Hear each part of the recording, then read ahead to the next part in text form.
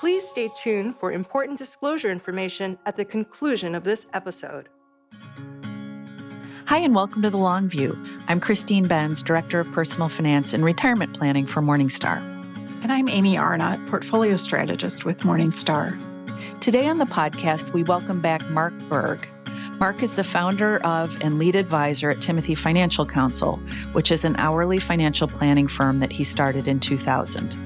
Prior to launching Timothy Financial, Mark served as a client manager at a fee-only financial planning firm, and he's provided fee-only financial guidance since 1995. He holds a bachelor's degree in economics from Wheaton College and is a certified financial planner practitioner and NAPFA registered financial advisor. He served on the National Board of Directors for the National Association of Personal Financial Advisors from 2008 through 2011. In the spirit of full disclosure, Timothy Financial is the firm that my husband and I use for financial planning. I have no financial relationship with the firm other than that we pay them for their services.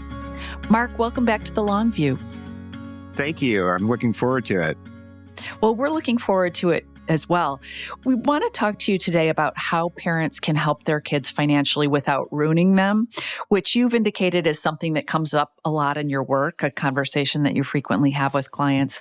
So I'm curious, do clients frequently tell you that this is one of their goals, or do you initiate that conversation with them? That's a great question. And it's actually a little bit of both.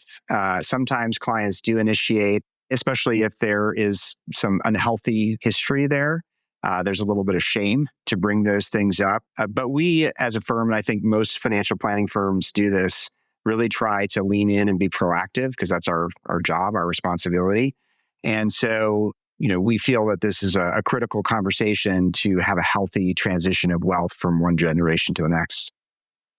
And do you find that these conversations tend to surface at specific life stages or inflection points for the children, or is it kind of all over the map?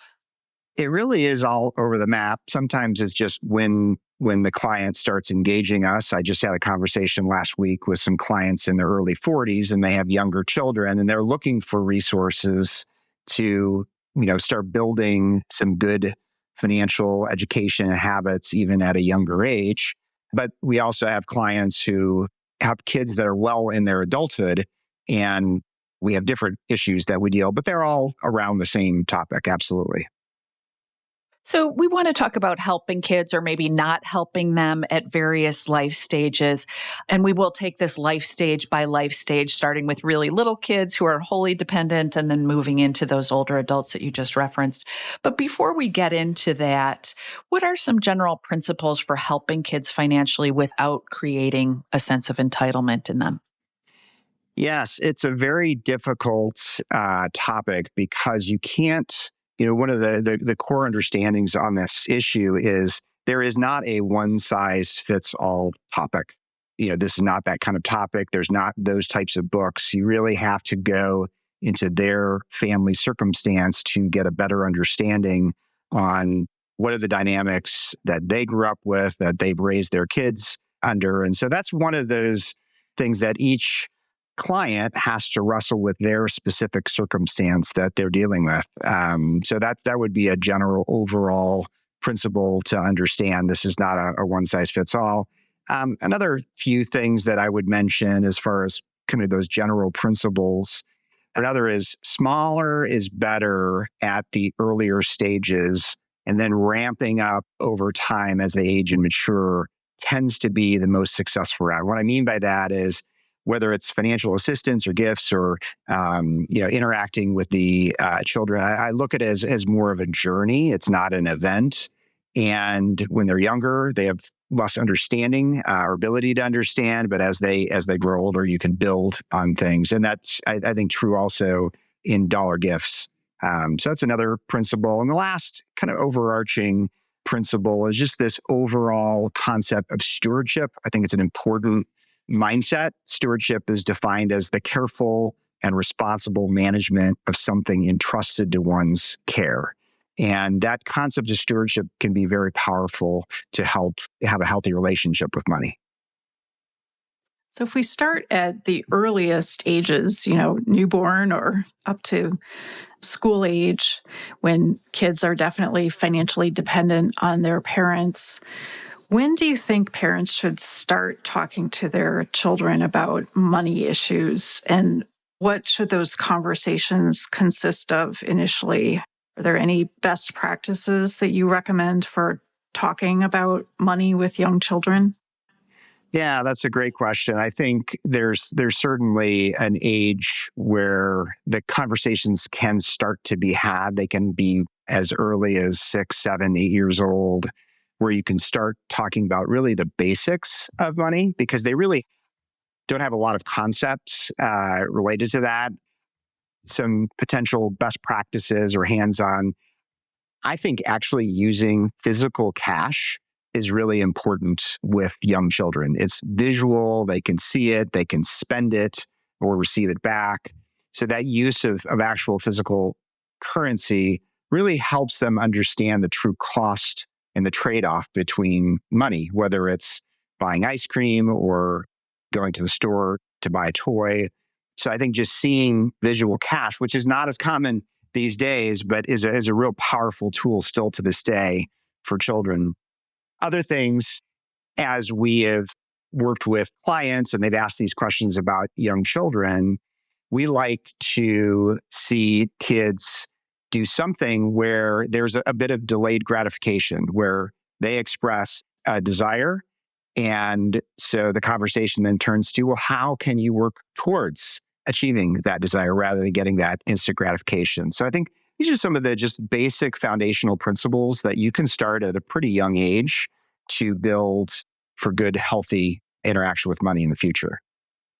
Yeah, building off of that, Mark, I wanted to ask about when and how to send the message that money is finite in the household, that I'm not an ATM, that, we do need to set our priorities. And it seems like you'd want to do that without scaring kids or having them worry that, you'll run out. But how do you recommend that parents get into that idea that, for lack of a better term, money doesn't grow on trees?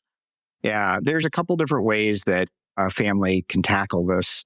Some take the allowance route and say this amount that I am giving you is finite and it's for these specific purposes. So it creates that sense of scarcity because there's a certain amount of dollars, and it allows for them to say, well, I want X and my allowance doesn't equal X. So I may have to save several of those in order to get to that point. So it just creates some of those foundational principles. So that's one way of doing it. Another is really this concept of work. I would say in the current environment, getting a job used to be more of a rule than an exception. Now it's the flip. There's just younger individuals are not working like they used to, whether it's paper routes or mowing lawns or helping a neighbor in doing housework and receiving compensation through that. But that is another great way because they're seeing the return on their investment, the work that they do. And then within that, one client, what they do is their kids work and they have a 10, 40, 50 rule. And the 10 is you have to give away 10, you can spend 40, and then 50, the last 50 cents goes towards your future college. So that's a way that they have created more of a structure to money and help them see the finiteness of it relative to the desires that they may want to spend. How do you think parents should deal with peer pressure if the family is growing up in a relatively affluent area and they see a lot of their friends have the latest iPhone or sneakers that are in style or clothing or whatever? Do you think that parents should set some limits around expensive purchases like that, even if they could afford them? That's a great question. And it is a family by family conversation. I think that, really playing off one of your earlier questions, having that either delayed gratification, working towards that special purchase of a pair of shoes or whatever that's more expensive than traditional, I think that's a very healthy practice. And I think that it's also healthy to say no. And what we often hear from the kids of parents down the road is at the time, they did not appreciate not getting that instant gratification. But later on, they came to the understanding that was actually very healthy. And so I believe that it would be beneficial for family to not just always give, even if you have the means to do it, because that's not reality. That is not life. And we'll talk about this in later stages, but one of the challenges that new graduates have from, say, college is their mindset of success or what is normal is what it took their parents 30 years to create. And so there needs to be some balance between that perception and their current reality. Yeah, I want to follow up on that, Mark, but I wanted to ask about this whole idea of indulging kids in expensive stuff. Do you think, though, sometimes that can actually be beneficial for the child if it helps them fit in a little bit? I mean, within reason, but if they feel like they are, similar to their peers in some of these respects, does that help the kid in a way? Boy, now you're getting beyond the financial and into the psychology. Yeah. And so it really does become more of a case by case basis. But, I have 3 sons, and my hope for my sons when they were younger was that their peers would appreciate them for who they are, their character, not the wrapping around them, meaning what they wear or, how they spend money or what they drive or whatnot. And so that was really kind of our focus. Though I will say boys are very different from girls when it comes to desire to, latest fashion and all that. So I'm a little ignorant in that regard. So I would say there just needs to be balance to that. I think it can be taken too far to the extreme. And so having some balance where some of these special, purchases really retain their specialness because of their rarity, as opposed to always indulging, always buying the latest. And it really creates an expectation that actually isn't sustainable when that child becomes independent, because they're not going to immediately be in the circumstance that they can continue that lifestyle. Yeah, I remember back when I was in middle school and high school, getting ready to go back to school in the fall, my mom would give me kind of a budget for clothing. And I think she actually did some coordination in the background with my friends' mothers. So we were all in a similar range. But I think that was helpful because it gave me some choice within limits. And, if I wanted one pair of designer jeans, I could do that. Or if I wanted to, buy more pieces of clothing, I had that option as well. Absolutely. I think that was very wise of your mom. I actually even like the collusion and collaboration because that helps with that peer pressure issue that, everybody faces in that stage of life. So this is kind of a side topic, but what do you think about personal finance and investing being taught in schools? Do you think that that is helpful? Or we've also heard the criticism that sometimes that knowledge doesn't really stick until people are old enough that they are actually paying their own bills and have to balance a budget and things like that? Yeah, I'm of the opinion that it takes several hearings, often from different sources, for anything to stick, especially for a younger individual. So I would certainly not discourage it.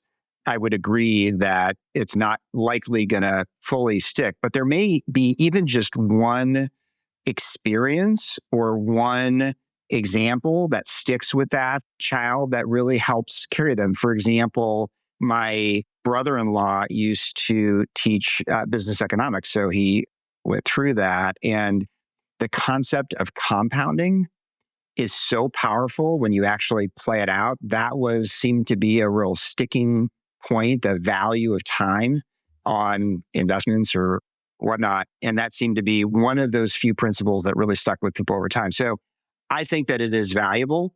And the earlier, the better to start building some of these key principles. So I would encourage schools to continue to offer that. We wanted to talk about funding college, which is a big financial goal, obviously, in many households with children. How should that conversation go? I've heard that it's a good idea for parents to set expectations about how they intend to pay for college, how much they want the child involved in paying for college.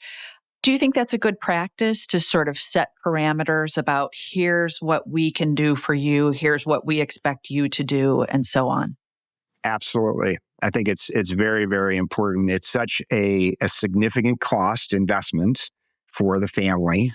So as you're broaching that topic, we would suggest early and often from a conversation standpoint, as soon as they are able to work, and this is back to that example that I mentioned where a certain percentage of, let's say, earnings was set aside for their participation in schooling. So I think there's so many things that interconnect as it relates to planning for college. So I'll tell you an example or two. A client that I've worked with for many years of modest means. And when we went through their process, we determined without kind of sacrificing your own financial future, you could afford this amount per year. And so what they did was they sat down with each of their kids and they said, this is what we can afford. This is what you can count on. But everything above that, it's on you. And the amazing thing, and it feels near miraculous, it was not a big number that they could contribute. All three of their children graduated debt-free because they each took a different path as far as how they approached it, whether it's 2 years of community college and then transfer and finish at a traditional 4-year school, or graduating early, or applying for scholarships and grants. There's so many different ways that you can go about it, as well as just earning and saving, that because it is a significant expense, it's important to have those conversations, set those guidelines, and stick to them. So, in working with your clients, I'm wondering, do you often see people oversaving for their children's education, or assuming that the kids are going to go to medical school or law school, something like that? I remember when I was working as a financial advisor a few years ago, that's something that we ran into, especially with clients who were very successful themselves, who were physicians or attorneys, and kind of had the expectation that all of their children would follow a similar path. Yeah, it's a great question. And the answer is yes, in some cases, that was definitely the case. And they were planning not only for a 4-year undergrad, but also for grad school or medical school or law school, that sort of thing. And the 529 plan is a very attractive plan because of the tax benefits associated. It's like a Roth IRA in the sense that it grows tax-free, withdrawal tax-free. But what we typically do in our recommendations is say, when they're young, target about 80%, about 3 years of a traditional school, and then we fine tune as we get closer. But for those that before they came to us came with large balances, we just have to plan accordingly. One of the benefits of 529 plans is you can change the beneficiary. And so we can even eventually go out, and kind of set money aside for future grandkids or whatever. So there is some degree of flexibility with that. But we would not recommend oversaving. We don't feel like that's, the best way. The 529 is set up for current schooling for a current child. And so we try to hit it as close as we can to actual cost.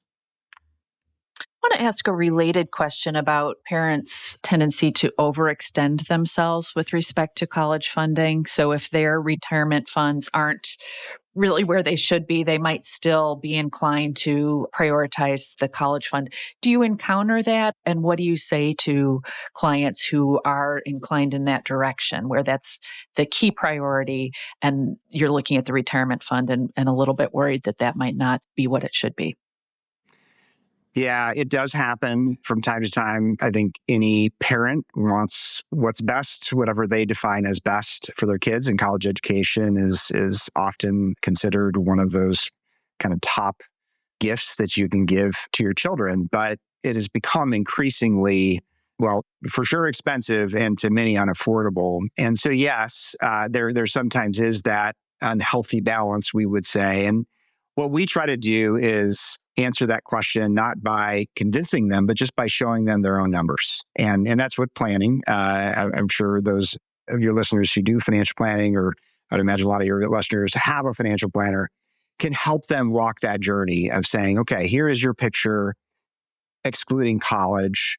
Let's layer college in. Let's layer saving for college at different levels. And what would be the impact on your financial picture? And so oftentimes we are recommending tapping it down and setting limits, partly because when those pre-conversations weren't had about college and creating boundaries with them, the decision making for the student may be in a completely different direction. Oh, I want to go to a school on the coast, or be by the ocean, or this is a really pretty campus, or they've got a great Greek system, or whatever, and not seeing that, well, there's a $70,000 a year decision associated with that. And so they need to understand the financial part of it. And this is part of training up our kids in financial responsibility, and showing our kids that we do that ourselves in big decisions like this. It's a very important learning tool. I remember one thing I did with my two sons when they were in high school and looking at the college decision is I actually sat down with them and we filled out the FAFSA together. And, it's a very time-consuming process, but I think it was probably helpful for them just to kind of open the kimono a bit on, what are the assets that we have, where do we have these various accounts, and how much of that would we be able to use for college funding? Yeah, I think that's a great part of their education. You obviously have to be careful in that it's a case-by-case circumstance on which children are ready for that. But I think that if they are ready, it's excellent. So you touched on this earlier, but I wanted to get a little bit more about your take on kids working when they're in high school or college. I've talked to some people who are very adamant that working builds valuable life skills and, helps keep kids on track. But other parents seem to have equally strong opinions that they just want their kids focusing on school and extracurricular activities instead of spending a lot of time on part-time jobs. Yeah, and that's going to be a family by family decision. I'm happy to share how we approached it in our family. As I mentioned, that we have three sons, and from an early age, they did little jobs outside of the home with neighbors, or even teach swim lessons, and then worked. There's certain jobs you can do even younger than 16 within a certain hour range that are acceptable. And we adopted that same approach I mentioned earlier of setting money aside for college and for their own spending and for giving. And they really embraced that and were able to enjoy a pretty nice lifestyle. But what I would say to the point about extracurricular and studies, I found with my kids that having the work that they did throughout the year, especially in the summer, actually improved their habits because there was more of a scarcity of time. And so they had to be more efficient in their studies academically. And we're thankful that all three actually just graduated, our last son from college in May. And none of them suffered from an academic standpoint as a result of their work. And we believe it built some great character in all three, the fact that they had to work and got to enjoy the fruits of those labors. So we think that it was a great building block for our family. They still did sports, swimming, tennis, that sort of thing. In high school, they did intramurals. In college, they did some of the academic, but not, over the top from academic clubs and that sort of thing. But we've been just really grateful for how they turned out. So I feel that their working was really a good part of that. Yeah, that was certainly my experience too, growing up, starting with babysitting and then on through college. It really was such a valuable way to learn time management, which is one of the best life skills that any of us have. Mark, I wanted to ask about when kids go off to college. That's usually the time when you get your first checking account and you're in charge of your finances to some extent at that life stage. So can you talk about that? Talk about tools that parents would want to be introducing to their children? Like, when is the best time to get your first credit card, for example? Can you talk about that? Yeah, absolutely. So we opened up checking accounts that were under our accounts for each of our sons very early. And we recommend that for our clients as well. And that gives not only visibility to, what's coming in and what's going out, but it also helps build a little bit of history. And from that, especially once they start getting some type of W-2 type of job, at that point, you could actually start applying for a credit card. And we encouraged our sons to apply for a credit card as soon as they would be accepted. And yet at the same time, this is the beauty of technology. We encouraged our sons, use your credit card for your expenses, but pay them off literally as you go. So not wait for a month and for that month. So not only did they not have a monthly balance, they really didn't even have a weekly balance. And that kept what they really had available to them visible real time for them. So they knew always, there was no surprises about, I have this credit card bill and it's beyond my means, because that just wasn't part of the equation. And then what that does is that starts building that credit history so that I look ahead to when they're out of college. If you wait until out of college, the credit limit is so low that it's almost not helpful. Mm-hmm. And so, we have found that is valuable, but it's balancing the responsibility of a credit card with the benefits that can come with that credit card. And that's why we've always encouraged, and they do this still to this day, they just pay off their credit cards very regularly. It's very, very easy to do with technology. If we look at the next life stage, the post-college years, maybe spanning the early 20s to mid-30s, this is the period when most young adults are very busy and have a lot of different things going on. They're starting their careers, getting their own apartments, maybe getting married or being in a serious relationship. And you say this is a stage when parents can make some of their biggest mistakes. Can you expand on that a little bit, or give some examples of what types of mistakes people might run into? Sure. When people graduate from college, they are moving from dependence to independence.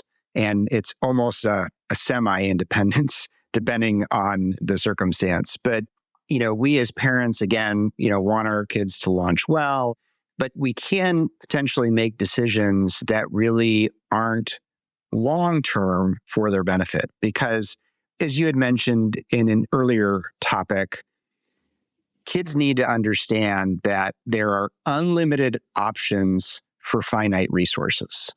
And so what we suggest with our clients, and I've done with my own sons, is when they get their first paycheck, we work through what's going to be after taxes, which is a new concept for them. And, we talk about 401k and all that, but what's going to come in each month. And then we work through what they can afford from, rent perspective, from clothing or travel or whatever, their budgetary topics are concerned.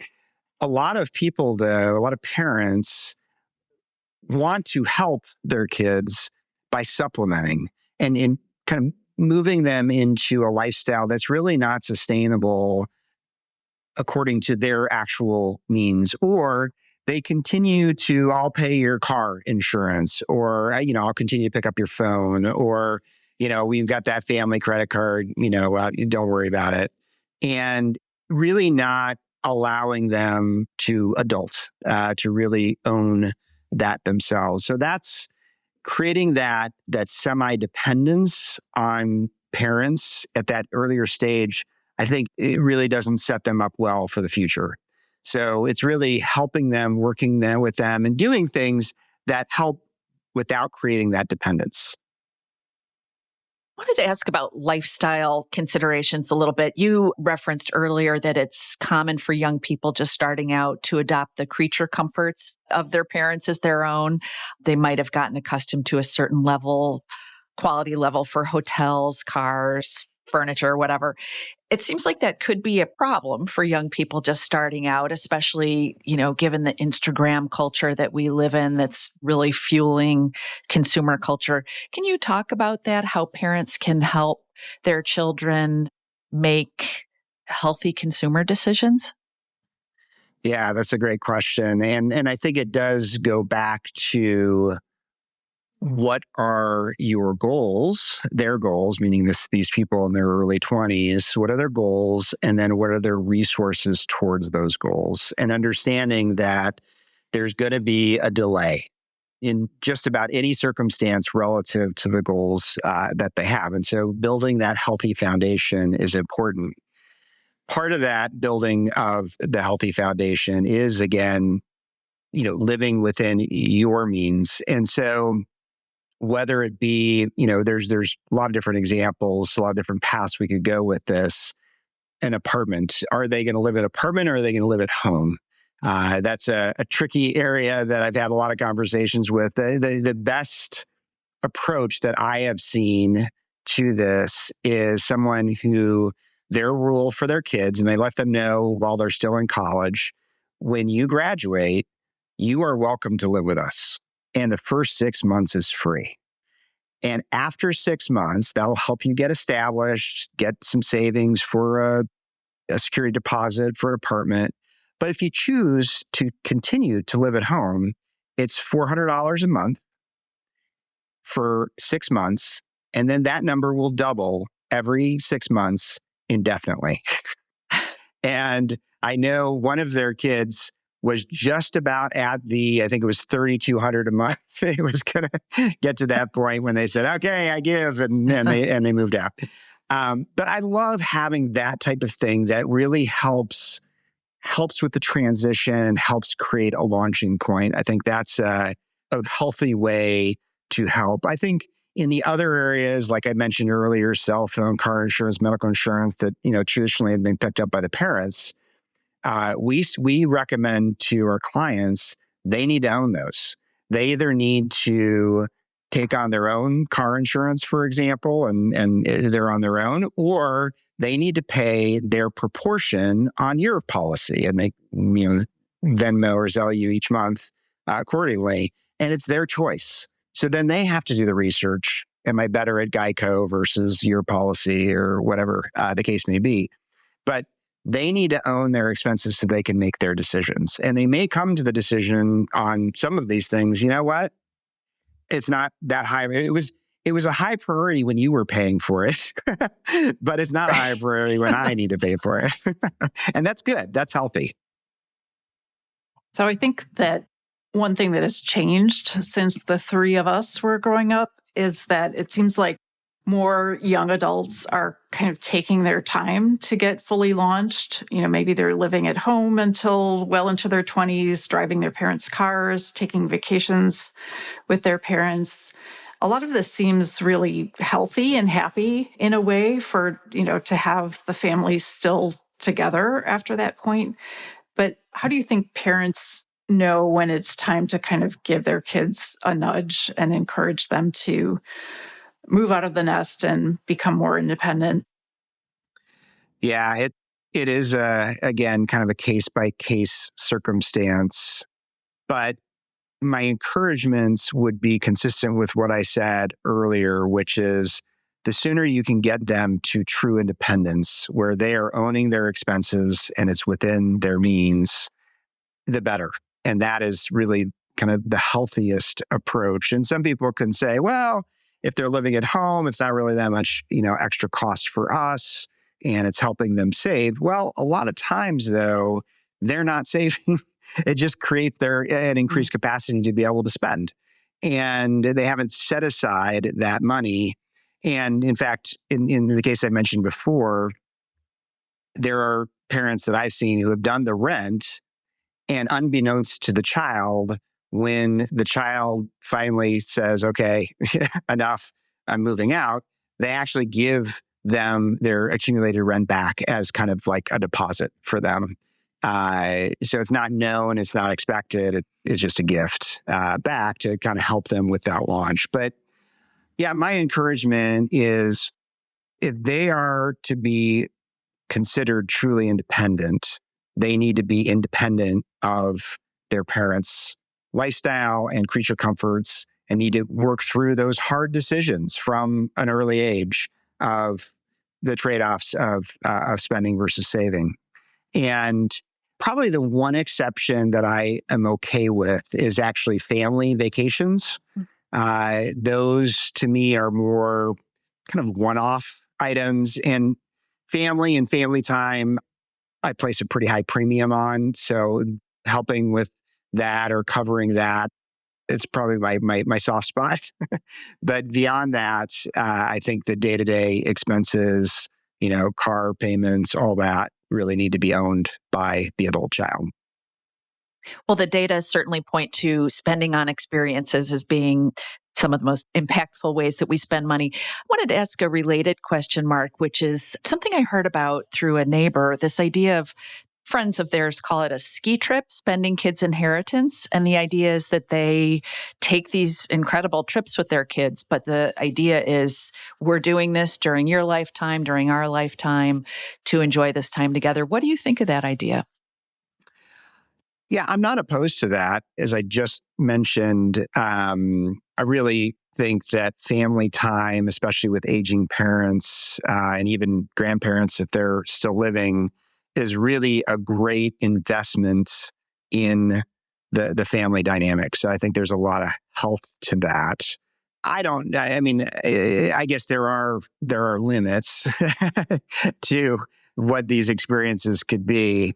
And there's going to be natural limits anyway, just given that most people have like 2 weeks of vacation in their first 5 years of employment anyway. So, but again, creating those opportunities for family time, I see there being value to that. But again, that's more of the exception, and it's an isolated, it's compartmentalized expense as opposed to the day-to-day covering of expenses.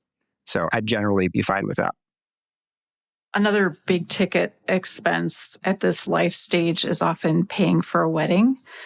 Do you have any suggestions for how parents can kind of balance, paying for a beautiful event that is going to be memorable and something that the kids really enjoy versus being financially responsible? Yeah, weddings are a hard one because there's a lot of emotion tied to weddings. But it is something that, given the variability of cost, I think that it's something that they have to lean in on quickly, meaning once an engagement is announced or whatnot, a budget needs to be established and it needs to be stuck to. And again, this is part of the continuing training up your kids, even as adults, in trade-offs. And, I want this really, really nice dress. Well, that's going to affect the venue choice or vice versa. So people can do very, very inexpensive weddings and people can do amazing, incredible weddings. And you can spend at all levels.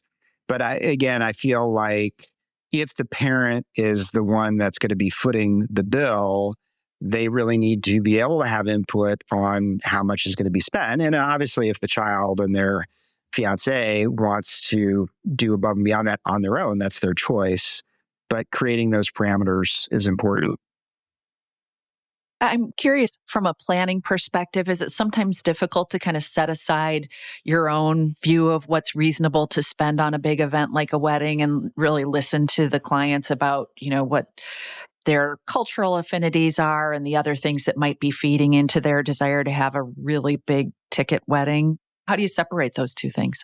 It's nearly impossible, to be honest. We all have our leanings and our personal priorities, the way we would handle things. So it's very difficult to not let that influence even the best of advisors. But at the same time, what I try to do, what I'm sure a lot of advisors do, is one, help them, again, understand that decision in the context of the rest of their goals.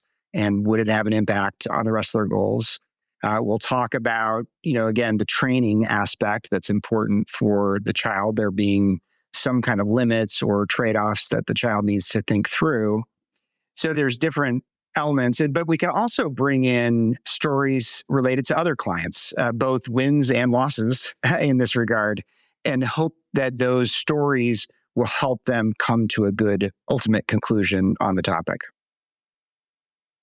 For adult children who are a little bit older, another big milestone is purchasing a first home. How do you think parents can decide how much help, if any, they want to provide to their adult children for helping out with a home purchase, either, by helping them with a down payment or helping purchase furniture or things like that?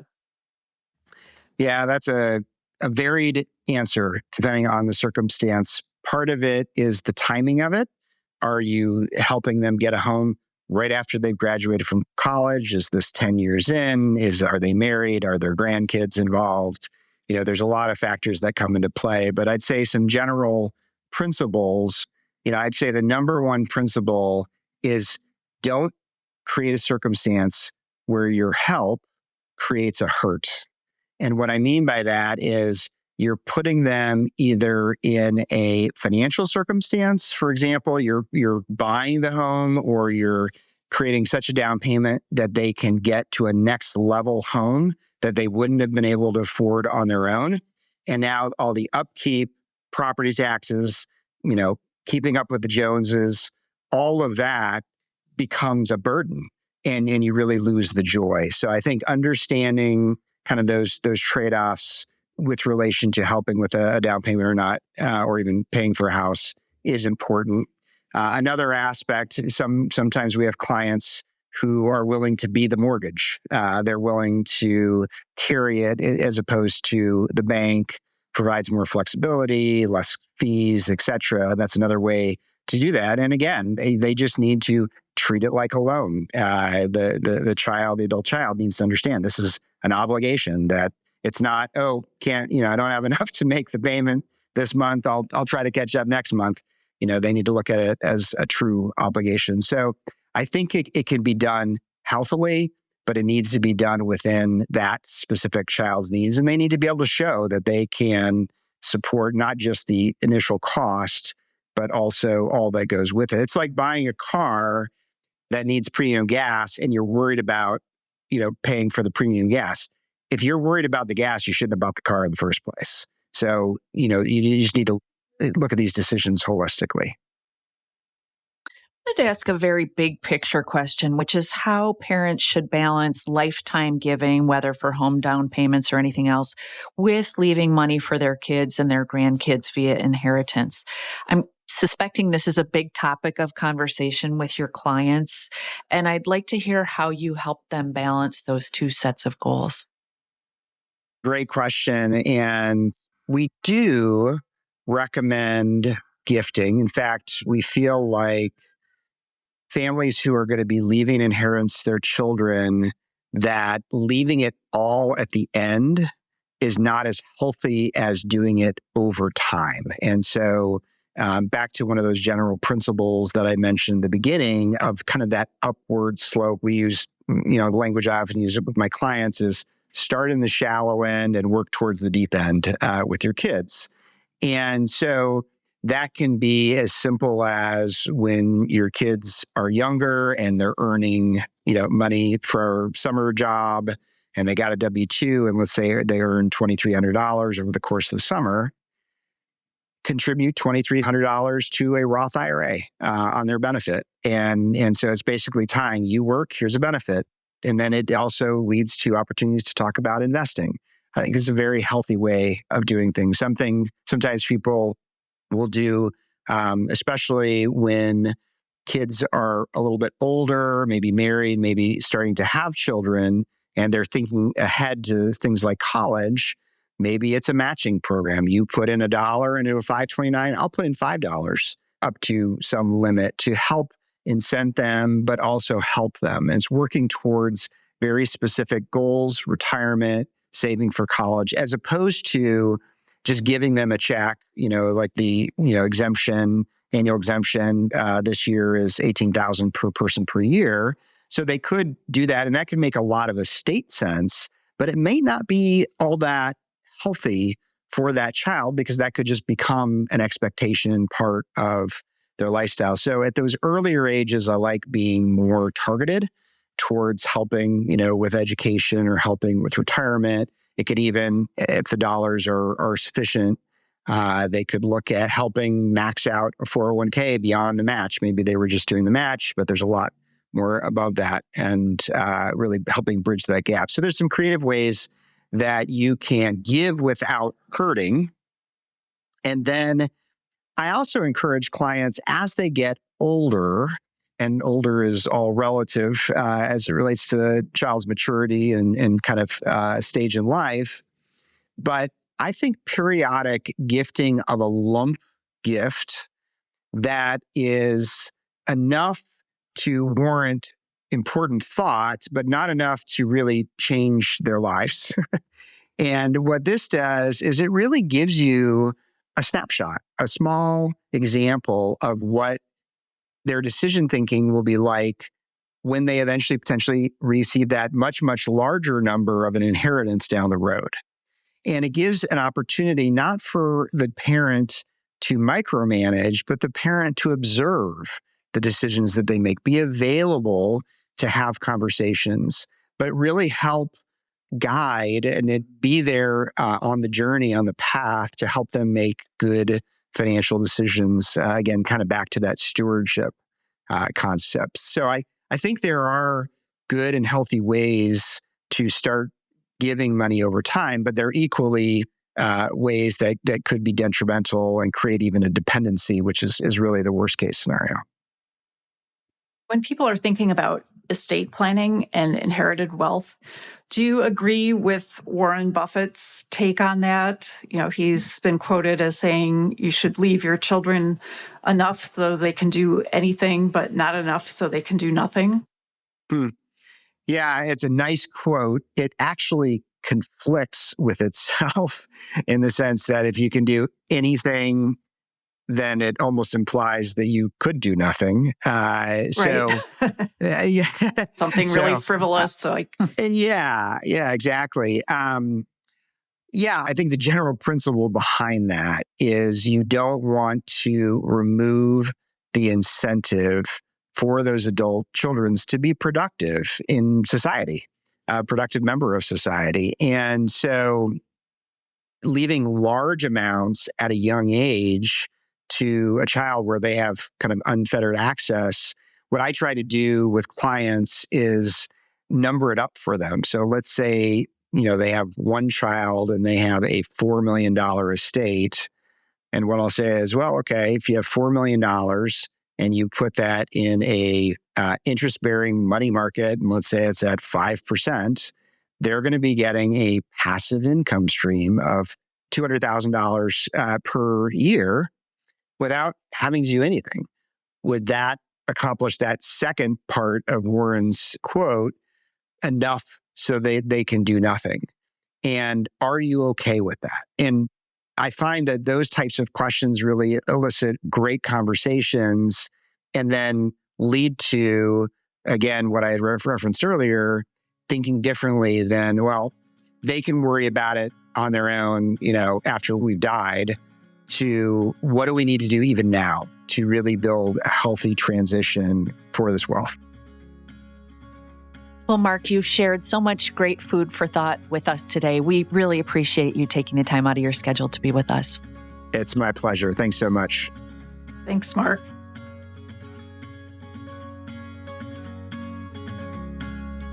Thank you for joining us on The Long View. If you could, please take a moment to subscribe to and rate the podcast on Apple, Spotify, or wherever you get your podcasts. You can follow me on social media at Christine_Benz on X or at Christine Benz on LinkedIn. And at Amy Arnott on LinkedIn. George Cassidy is our engineer for the podcast, and Carrie Gretschik produces the show notes each week. Finally, we'd love to get your feedback. If you have a comment or a guest idea, please email us at thelongview@morningstar.com. Until next time, thanks for joining us. This recording is for informational purposes only and should not be considered investment advice. Opinions expressed are as of the date of recording and are subject to change without notice. The views and opinions of guests on this program are not necessarily those of Morningstar, Inc. and its affiliates, which together we refer to as Morningstar. Morningstar is not affiliated with guests or their business affiliates unless otherwise stated. Morningstar does not guarantee the accuracy or the completeness of the data presented herein. This recording is for informational purposes only, and the information, data, analysis, or opinion it includes or their use should not be considered investment or tax advice, and therefore is not an offer to buy or sell a security. Morningstar shall not be responsible for any trading decisions, damages, or other losses resulting from or related to the information, data, analyses, or opinions or their use. Past performance is not a guarantee of future results. All investments are subject to investment risk, including possible loss of principal. Individuals should seriously consider if an investment is suitable for them by referencing their own financial position, investment objectives, and risk profile before making any investment decision. Please consult a tax and/or financial professional for advice specific to your individual circumstances.